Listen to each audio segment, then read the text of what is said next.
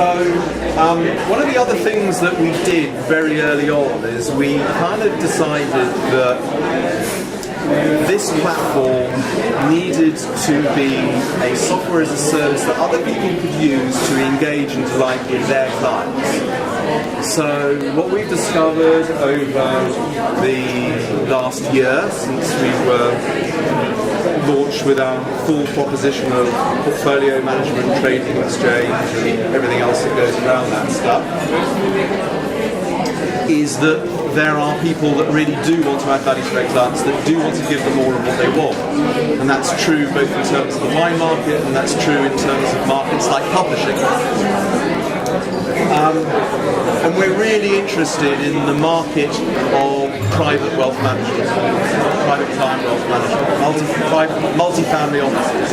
Now, a whole market where people's wealth, people's lives in many instances are being looked after by organisations who do just that, and I'm one of them. I have somebody who belongs to a Swiss firm who tries to do that for me, and sometimes it's great, and sometimes it's a bit annoying. But generally, it's a good experience. What they're trying to do is they're trying to manage people's lives through their wealth and make it easy for them to do the things that they want to do.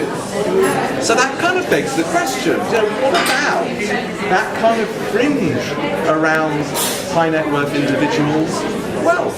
It's not necessarily where the core profits, of course, are likely to come from for a multifamily office or a wealth manager. But the question is that the point, I suppose? Thinking about actually managing that last 10%, what are clients and wealth managers doing with the fringe of their money that they kind of play around with?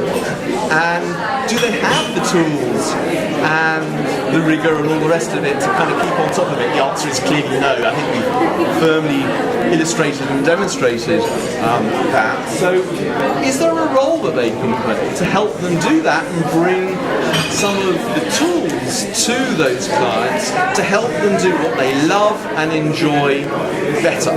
Not necessarily giving them any advice, of course, not getting involved in the whole kind of regulatory thing. After all, what's Julius Baer doing, sort of giving advice about, which vintage of O'Brien to buy next or whatever, but actually being able to engage emotionally and socially with a group of high net worths who, if the Spears data is anything to go by, have an interest in wine quite broadly across the installed base, and providing another way, we think, potentially for wealth managers to differentiate. So, I understand in talking to a number of wealth managers, it's quite a hard market to differentiate services, and yet to be able to bring value to private clients around the things that they absolutely love, that excites them, seems to me an interesting hook to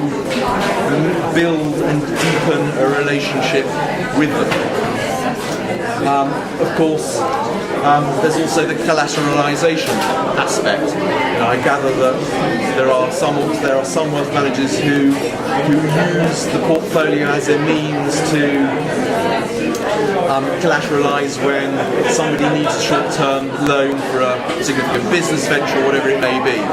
So, why not wine? Actually, there are businesses in London springing up that are presenting themselves as specialists in collateralizing wine. That seems mad to me. Why wouldn't that be part of the established wealth management role to do that, particularly when the percentage that people are prepared to collateralize against is probably no more than about 40 or 50%. It's a potential income stream as well. No one's going to turn down money, of course, these days, but perhaps, you tell me, perhaps not the most important. So some of the white labels that we have been doing for people, we recently done a white label for the Wall Street Journal, who also understand that their readers love wine. They recently did an ebook on wine collecting, Wall Street Journal. This is fascinating. They rolled that ebook out across all of their editions, US, Europe, Far East. There was only one ebook that got more downloads in the history of all ebooks at the Wall Street Journal, and that was the ebook of Nelson Mandela after his death. So, is there broad-based, widespread interest in wine? My God, there really does seem to be. So they've taken a white label, they've done it because they really want to engage with their readers and they want things that are interactive.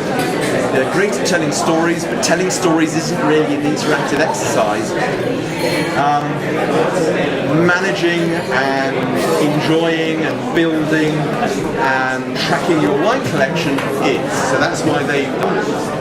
Corney & Barrow, the second largest wine merchant in the UK, by appointment to Her Majesty the Queen and Prince Charles, very solid business, have 7,000 customers who hold wines in reserves. They're the agents in the UK for Chateau Petrus, for Domaine de la Romilly Conti, for de Vogüé, for a whole range of iconic estates. And they came to us in order to bring more value to their customer base because they knew that this is what their private client reservists were after, and they simply couldn't deliver it themselves.